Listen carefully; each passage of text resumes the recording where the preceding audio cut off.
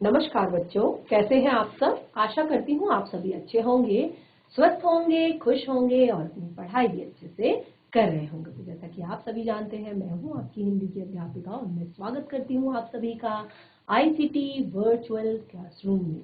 और आज हम यहाँ पर एकत्रित हुए हैं पढ़ने के लिए क्लास 9th की हिंदी। और आज हम पढ़ेंगे क्लास 9th की हिंदी में अपनी क्षितिज पाठ्य पुस्तिका का चैप्टर 4 पार्ट 4, जिसका नाम है सांवले सपनों की याद। सांवले सपनों की याद जो हमारा ये चैप्टर है, ये डायरी स्टाइल में लिखा गया, यानी कि ये डायरी के रूप में लिखा गया एक संस्मरण है। यानी कि इस डायरी की तरह लिखा गया है, लेकिन संस्मरण विधा में लिखा गया है। संस्मरण यानी कि किसी चीज को जब हम याद करके लिखते हैं, अपनी पुरानी बातें, पुरानी चीजें जब हम याद करके लिखते हैं, तो उसको हम कहते हैं संस्मरण विधा, और लिखी गई है एक डायरी स्टाइल में। तो ये आपका चैप्टर लिखा गया है यहाँ पर जाबिर हुसैन जी द्वारा। तो जाबिर हुसैन जी के द्वारा ये चैप्टर लिखा गया है प्रसिद्ध बर्ड वॉचर सालिम अली जी के बारे में। तो ये जो पूरा चैप्टर है, इसमें सालिम अली जी के विषय में लिखा गया है। यानी कि जब ये सालिम अली जी जो है एक प्रसिद्ध बर्ड वॉचर थे। बर्ड वॉचर यानी कि जो बर्ड्स को, चिड़िया को बहुत करीब से पहचानते थे, करीब से जानते थे, उनमें बहुत ज्यादा इंटरेस्ट रखते थे, उनके लिए उन्होंने बहुत सारे काम भी किए। तो इस तरह के जो एक बहुत ही प्रसिद्ध बर्ड वॉचर हैं, उनके विषय में ये ये चैप्टर लिखा गया है। और ये पाठ लिखा गया सालिम अली जी की मृत्यु के ठीक बाद।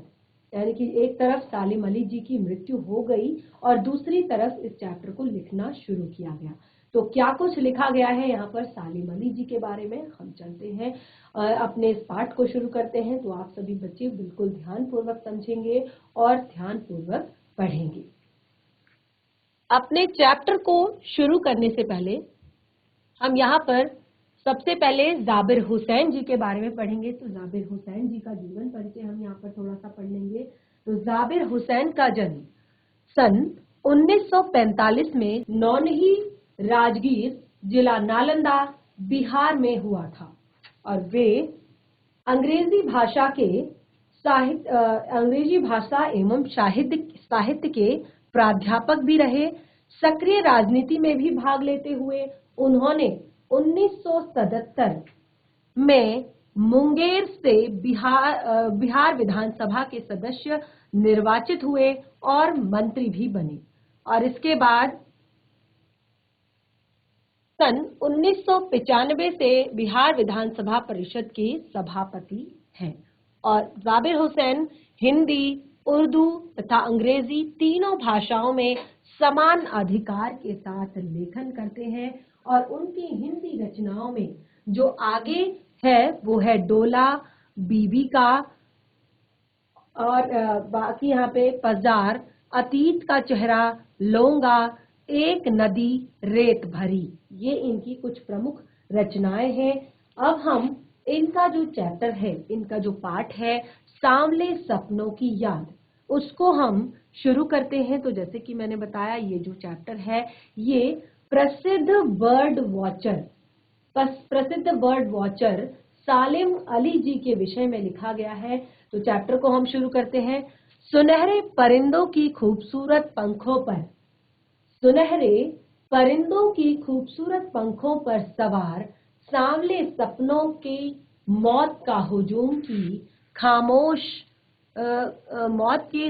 की खामोश वादी की तरफ अग्रसर है।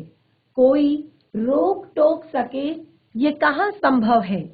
इस हुजूम में आगे आगे चल रहा है सालिम अली। इस हुजूम में आगे आगे चल रहा है सालिम अली। अपने कंधों पर सैलानियों की तरह अपने अंतहीन सफर का बोझ उठाए, अपने अंतहीन सफर का बोझ उठाए। लेकिन यह सफर पिछले तमाम सफरों से भिन्न है। ये सफर पिछले तमाम सफरों से भिन्न है। भीड़ भाड़ की जिंदगी और तनाव के माहौल से सालिम अली का यह आखिरी पलायन है। तो जैसे कि मैंने आपको बताया, ये चैप्टर, ये पाठ लिखा गया है उनकी मौत के तुरंत बाद। तो यहाँ पर लेखक जाबिर हुसैन जी बताते हैं कि ऐसा जो एक हुजूम चल रहा है, कैसा हुजूम? जो सुनहरे परिंदों की खूबसूरत पंखों पर सवार सांवले सपनों का ये हुजूम है, और ये मौत की खामोश वादियों की तरफ बढ़ रहा है, और इसको कोई रोकने वाला, कोई टोकने वाला नहीं है। इस हुजूम में सबसे आगे चल रहे हैं सालिम अली, यानी कि जिनकी मौत का ये हुजूम है। अपने कंधों पर सैलानियों की तरह अपने अंतहीन सफर का बोझ उठाए, लेकिन यह सफर पिछले सारे सफरों से, जितने भी तमाम सफर उन्होंने अपने जीवन में किए हैं, उन सफरों से बिल्कुल अलग है, उनसे बिल्कुल भिन्न है। और ये कैसा है? भीड़ भाड़ की इस जिंदगी, तनाव के इस माहौल से सालिम अली का ये आखिरी पलायन है। देखिए, पलायन यानी कि एक स्थान से दूसरे स्थान पर जाना, ठीक है, जहां पर अनुकूल परिस्थितियां हो, फेवरेबल कंडीशंस में जाना, पलायन। तो अभी तक तो वो अपने जीवन में शांति ढूंढ रहे थे, ऐसी जगह ढूंढ रहे थे जहां पर वो अपने जो काम को और भी अच्छे तरीके से कर सकें, अपने काम पर और ज्यादा कंसंट्रेट कर सकें। लेकिन अब ये उनका आखिरी पलायन है उनके जीवन का, जब वो एक स्थान से हमेशा के लिए दूसरे स्थान पर जा रहे हैं। अब तो उस वन पक्षी की तरह प्रकृति में वे विलीन हो रहे हैं, जो जिंदगी का आखिरी गीत गाने के बाद मौत की गोद में जा बसा हो। कोई अपने जिस्म की हरारत और दिल की धड़कन देकर भी उसको लौटाना चाहे, तो वह पक्षी अपने सपनों के गीत दोबारा कैसे गा सकेगा? तो ये है, इनको देखिए, सालिम अली जी के विषय में कहा गया है कि ये अब उस वन पक्षी की तरह जो सुंदर गीत गाता है वन में, अब ये उस वन पक्षी की तरह प्रकृति में कहीं विलीन हो रहे हैं, और जो कि अब अपने आखिरी गीत को गाने के बाद मौत की गोद में जा बसा हो।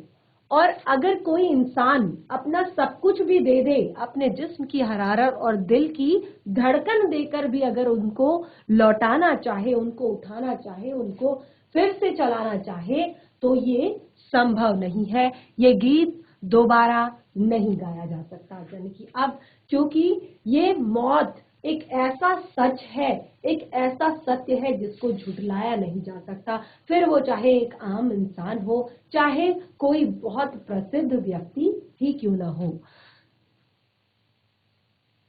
मुझे नहीं लगता कि कोई इस सोए हुए पक्षी को जगाना चाहेगा, और ये संभव भी नहीं है, और ऐसा हो भी नहीं सकता कि कोई इस सोए हुए पक्षी को जगाना चाहेगा।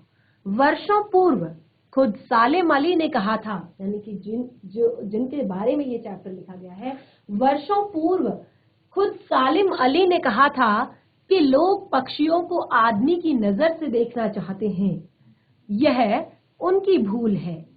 ठीक उसी तरह जैसे जंगलों, पहाड़ों, झरनों और आबशारों को वो प्रकृति की नजर से नहीं, आदमी की नजर से देखने को उत्सुक रहते हैं। भला कोई आदमी अपने कानों से पक्षियों की आवाज का मधुर संगीत सुनकर अपने भीतर फूटता रोमांच का जो ये स्रोत है, उसको महसूस कर सकता है?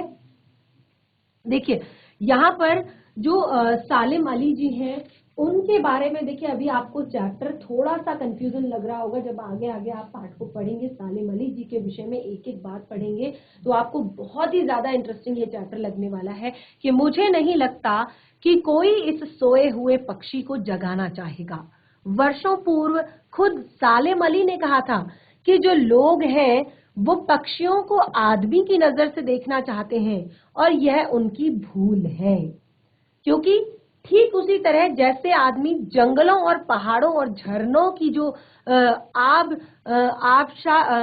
आबशारों को वो प्रकृति की नजर से नहीं बल्कि आदमी की नजर से, यानी कि वो वहां पर भी बिल्कुल वैसा ही व्यवहार करता है। वो ये नहीं सोचता कि ये प्रकृति है, ये प्रकृति का दिया हुआ सुंदर उपहार है हमें, इसको हमने कैसे बचाना है, कैसे संरक्षित करना है, कैसे स्वच्छ बनाना है, कैसे अपने आने वाली पीढ़ी के लिए सुरक्षित रखना है, ये नहीं सोचता।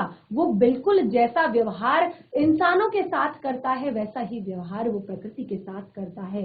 तो भला कोई आदमी अपने कानों से पक्षियों की आवाज की मधुर संगीत को सुनकर अपने अंदर जो अपने भीतर जो एक रोमांच का स्रोत फूटता है उसको महसूस कर सकता है। एहसास की ऐसी ही ऊबड़ खाबड़ जमीन पर जन्मे मिथक का नाम है सालिम अली। यानी कि जिन्होंने एहसास यानी कि जिन्होंने महसूस किया पक्षियों के उस दर्द को, पक्षियों की उस चहचहाहट को, एहसास की एक ऐसी ही ऊबड़ खाबड़ जमीन पर जन्मे मेथक का नाम है सालिम अली। पता नहीं इतिहास में कब कृष्ण ने वृंदावन में रास लीला रची थी और शोख गोपियों को अपनी शरारतों का निशाना बनाया था।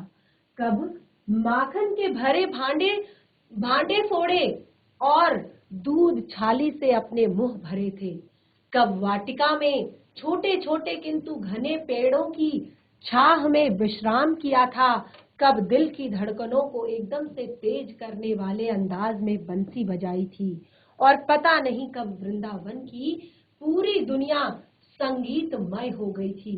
तो ये देखिए ये सब कैसे हुआ ये यहाँ पर बताया है, लेकिन देखिए ये सब पता नहीं कब हुआ, ये सारी चीजें पता नहीं कब हुई, लेकिन आज भी अगर कोई वृंदावन में जाता है, देखिए हमें ये बिल्कुल भी नहीं पता कि ये सारी चीजें कब हुई, कब देखिए ये एक एहसास ही तो है, ये एक फीलिंग ही तो है, हम फील करते हैं। हम वृंदावन जाते हैं तो हमें पता है, हमें सारी चीजें पता है कि यहाँ पर कृष्ण भगवान का जन्म हुआ था, यहाँ पर श्री कृष्ण ने रास लीला रची थी, यहाँ पर कृष्ण ने ग्वालों के साथ गायों को चराया था, यहाँ पर कृष्ण ने मटकी तोड़ी थी, यहाँ पर कृष्ण ने गोपियों के वस्त्र छिपाए थे, गोपियों के साथ शरारत की थी। तो ये सारी चीजें हमने सुनी है, हमने ये सारी बातें सुनी है, हमें बिल्कुल भी रियल में अंदाजा नहीं है आप और मुझे कि ये सच में कब हुआ था। तो देखिए ये एक एहसास ही तो है, ये एक एहसास ही तो है कि कब कृष्ण ने, कौन से इतिहास में कब कृष्ण ने वृंदावन में रास लीला रची थी, कब गोपियों को अपनी शरारतों का निशाना बनाया था, कब माखन के भरे हुए भांडे फोड़े थे, कब दूध छली से अपना मुख भरा था, कब वाटिका के छोटे घने पेड़ों की छाहों में विश्राम किया था, कब दिल की धड़कनों को तेज करने वाली अंदाज में अपनी बंसी बजाई थी। तो पता नहीं कब वृंदावन की पूरी दुनिया ये संगीतमय थी। तो ये सारी चीजें हमें पता नहीं कि कब हुई थी, लेकिन आज भी अगर कोई वृंदावन में जाए और नदी का सांवला पानी उसे इस पूरे घटनाक्रम की याद दिला देता है। जो वृंदावन में जो यमुना का तट है, वहां पर जो पूरी जो नदी है वो कृष्ण की इन बाल लीलाओं को आपको आपकी आंखों के सामने नचा देती है। तो ये क्या है? ये एहसास ही है। पानी उस पूरे घटनाक्रम की याद दिला देता है। हर रोज सुबह सूरज निकलने से पहले जब पतली गलियों से उत्साह भरी भीड़ नदी की ओर बढ़ती है तो लगता है जैसे उस भीड़ को चीरकर अचानक कोई सामने आएगा और बंसी की आवाज सब किसी के कदम थम जाएंगे। हर शाम सूरज ढलने से पहले जब वाटिका कमाली सैलानियों को हिदायत देगा तो लगता है जैसे सब कुछ क्षणों में ही वो कहीं से आ टपकेगा और संगीत का जादू वाटिका के भरे पूरे माहौल पर छा जाएगा। तो ये क्या है? ये सब कुछ क्या है? ये एक एहसास है, ये हमारा लगाव है, ये हमारा जुड़ाव है कृष्ण के प्रति, उनकी भूमि के प्रति, वृंदावन के प्रति, मथुरा के प्रति, गोकुल के प्रति। ये एक हमारा लगाव है, ये एक जुड़ाव है। और जब हम वहां पर जाते हैं तो ये सारी चीजें हमें अपने आप फील होने लगती हैं, हम इसका अनुभव करने लगते हैं कि हाँ ऐसा होगा। अभी ऐसा लगता है कि वहां की जो लोगों के अंदर वहां उत्साह देखकर, लोगों की भक्ति देखकर ऐसा लगता है कि जरूर अभी कोई आएगा और अपनी बांसुरी का जो संगीत है, अपने संगीत का जो जादू है, उससे पूरी इस वाटिका के माहौल को बदल देगा। तो इस तरह से वृंदावन भी कभी कृष्ण की बांसुरी के जादू से खाली हुआ है। तो वृंदावन के बारे में यहाँ पर कहा है कि जिस तरह से वृंदावन भी कभी कृष्ण की बांसुरी के जादू से खाली नहीं हुआ, मिथकों की इस दुनिया में, जो मिथकों की इस दुनिया, यानी कि आप देखेंगे कि हर चीज, कोई भी चीज आपके पास हर चीज का प्रूफ नहीं होता, हर चीज आपको प्रूफ नहीं की जाती। कुछ चीजें जो सालों से चली आ रही हैं वो बिल्कुल ऐसे ही आगे बढ़ती हैं, ऐसे ही आगे बढ़ती चली जाती हैं। तो मिथकों की इस दुनिया में इस सवाल का जवाब तलाश करने से पहले एक नजर कमजोर काया वाले उस व्यक्ति पर डाली जाए जिसे हम सालिम अली के नाम से जानते हैं। जैसे कि आप यहाँ पर सामने तस्वीर में देख रहे हैं, पिक्चर में देख रहे हैं कि इस मिथकों की दुनिया में इतने सारे सवाल हैं हमारे पास, इतने सारे सवाल हैं।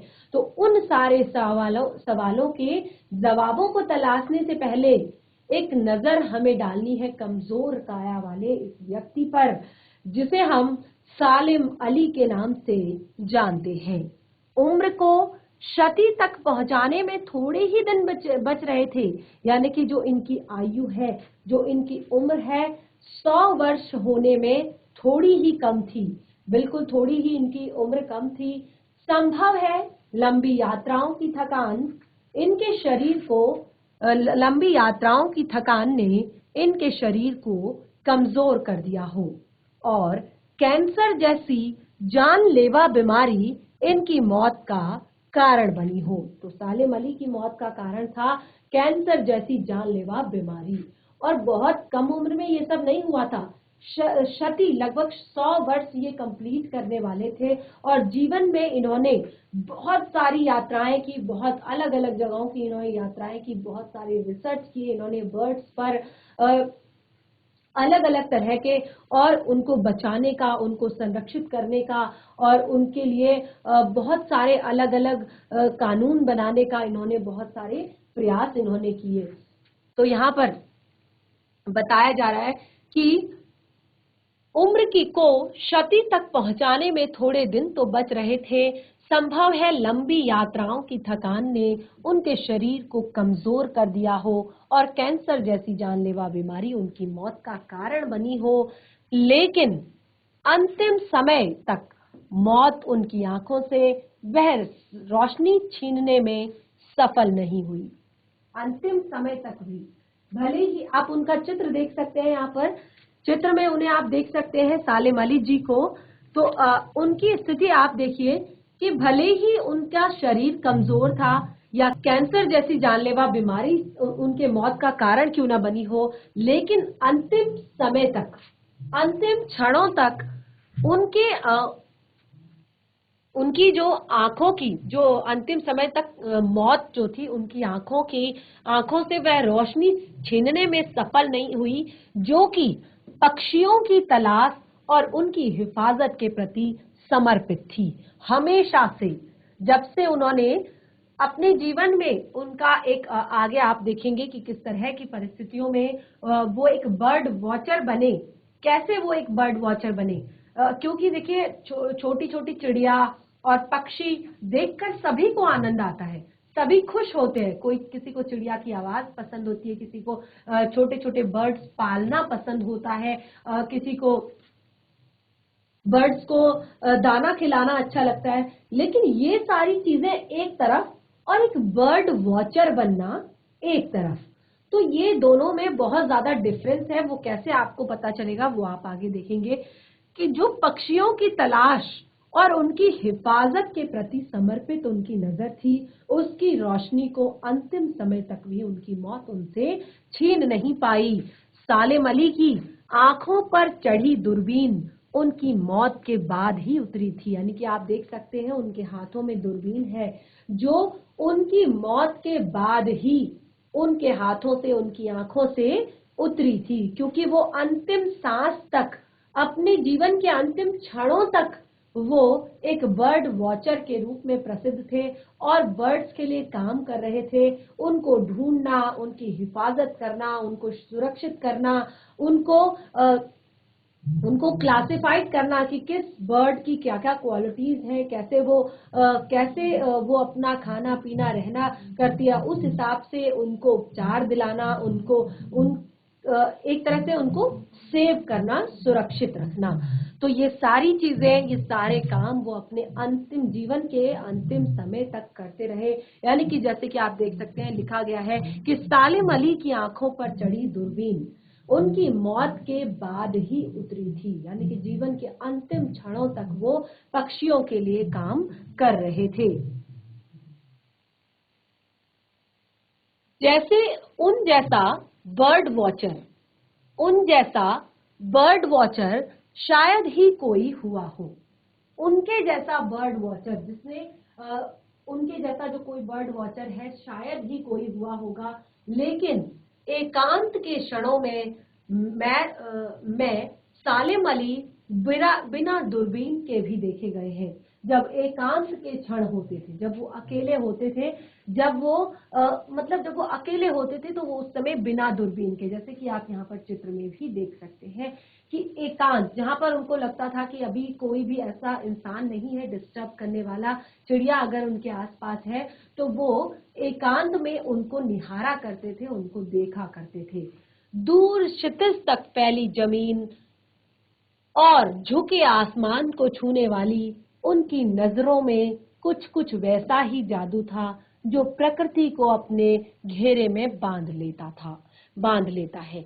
यानी कि उनकी जो नजरें थी, उनकी जो आंखें थी, वो इस तरह से प्रकृति पर टिकी रहती थी, इस तरह से। देखिए पक्षी जो है ये भी प्रकृति का ही उपहार है, पक्षी भी प्रकृति का ही उपहार है हमारे लिए। तो यहाँ पर उनके जैसा बर्ड वॉचर शायद ही कोई होगा। और वो कहते हैं अपने जीवन के एकांत क्षणों में सालिम अली जी कभी कभी बिना दूरबीन के भी देखे गए दूर क्षितिज तक फैली जमीन और ये झुके हुए आसमान को छूने वाली उनकी नजरों में कुछ कुछ वैसा ही जादू था जो प्रकृति को अपने घेरे में बांध लेता था। सालिम अली उन लोगों में से थे जो प्रकृति के प्रभाव में आने की बजाय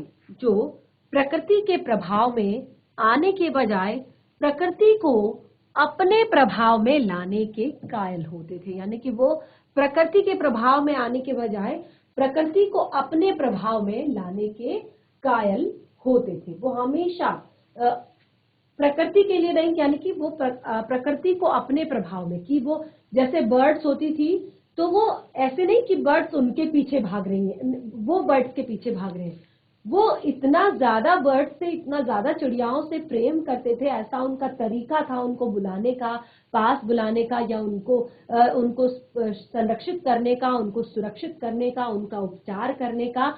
तो बर्ड्स जो थी, या प्रकृति के बारे में कहा कि प्रकृति स्वयं उनके पास आती थी, उनको नहीं दौड़ना पड़ता था प्रकृति के पास। उनके लिए प्रकृति में हर तरफ एक हंसती खेलती रहस्य भरी दुनिया पसरी थी। वो कहते हैं कि उनके लिए हर तरफ, देखिए जो इंसान अपने मन से, सबसे बड़ा जो हमारे लिए है वो हमारा मन है। आप इसको जैसे रखेंगे आपके लिए ये दुनिया वैसे चलेगी। अगर आप खुश रहते हैं, अगर आप बिल्कुल खुश रहते हैं, अपने चेहरे पर हमेशा मुस्कुराहट रखते हैं, आप दूसरों से मुस्कुराकर बात करते हैं, आप दूसरों की बात को मुस्कुराकर एक्सेप्ट करते हैं, तो आपको लगेगा कि ये दुनिया बहुत अच्छी है, सारे लोग बहुत अच्छे हैं, सारे लोग आपसे अच्छा व्यवहार करते हैं। लेकिन इसके जस्ट अपोजिट, अगर आप केवल हमेशा गुस्से में रहते हैं, सबसे चिड़चिड़ाकर बात करते हैं, किसी की बात नहीं सुनते हैं, किसी की बात नहीं मानते हैं, तो कब तक लोग आपका फेवर करेंगे? कब तक आपको लोग कहेंगे कि अरे इसका व्यवहार ऐसा ही है? लोग आपसे कटे कटे रहेंगे कि ये तो ढंग से बात नहीं करता, ये ढंग से हमसे पेश नहीं आता, हमारे सामने बैठता नहीं है, बोलता नहीं है, तो कैसे आपके करीब लोग आना चाहेंगे। तो यहाँ पर जो सालेम अली जी थे वो कहते हैं कि प्रकृति में हर तरफ एक हंसती खेलती रहस्य से भरी दुनिया पसरी हुई है। केवल किसकी जरूरत है यहाँ पर? नजरिए की जरूरत है। अपना नजरिया बदलिए, अपना तरीका बदलिए, तो अब सब कुछ आपके लिए बिल्कुल वैसा ही हो जाएगा जैसा कि आप चाहते हैं। ठीक है, हमारी एक्सपेक्टेशंस बहुत ज्यादा रहती है दूसरों से। अरे ये मेरे लिए ये करेगा, ये मेरे लिए ये करेगा, ये ऐसा करेगा, ये वैसा करेगा, लेकिन हम खुद कुछ नहीं करते, तो क्यों हमारे लिए कोई कुछ करेगा। तो अपनी जो एक्सपेक्टेशंस है दूसरों से वो कम रखिए और अपना ज्यादा से ज्यादा करने की कोशिश कीजिए कि मैं अच्छे से रहूं, मैं अच्छे से चाहे वो लोगों के प्रति हो, चाहे वो पशु पक्षियों के प्रति हो, चाहे वो प्रकृति के प्रति हो। आप प्रकृति कब तक आपको अच्छे से ट्रीट करेगी? इतनी सारी प्राकृतिक आपदाएं आने का कारण क्या है? ये सब कुछ है कि हम प्रकृति के साथ अच्छा व्यवहार नहीं कर रहे हैं। आप दूसरों के साथ कब तक दूसरा आपके बुरे व्यवहार को सहन करेगा? हम प्राकृतिक संसाधनों का दोहन कर रहे हैं, हम प्रकृति में जो प्रदूषण है उसको फैलाए जा रहे हैं, चाहे वो जल प्रदूषण हो, चाहे वो वायु प्रदूषण हो, चाहे वो सॉइल पॉल्यूशन हो, चाहे वो नॉइज पॉल्यूशन हो, किसी भी तरह का जो पॉल्यूशन है। तो कब तक प्रकृति इसको झेलेगी? कब तक कहेगी नहीं कोई बात नहीं, कोई बात नहीं? कब तक हमें कोई बात नहीं, कोई बात नहीं? क्योंकि ये सारी चीजों की लिमिट होती है ना।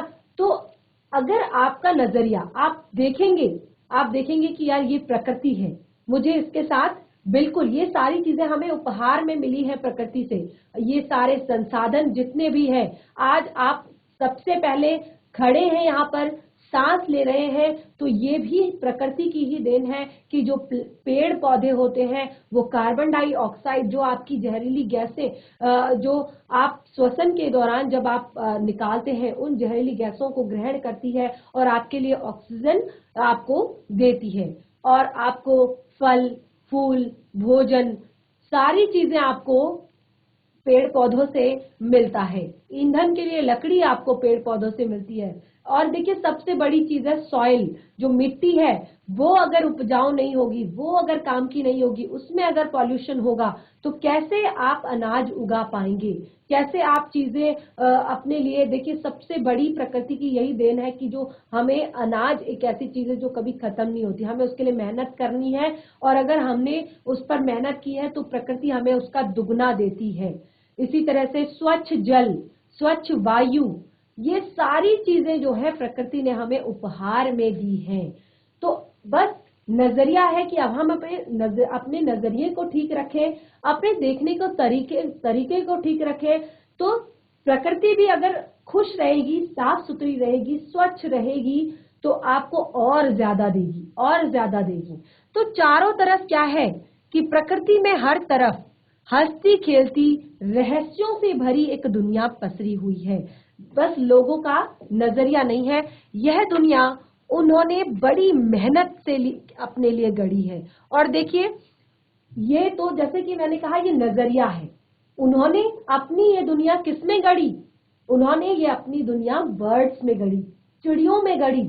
उन्होंने देखा कि चिड़िया जो है वो प्रकृति का सुंदर उपहार है, तो क्यों हम इनको, देखिए बहुत सारे पक्षियां, बहुत सारे ऐसे पक्षी हैं जो अब विलुप्त की श्रेणी में आ गए हैं।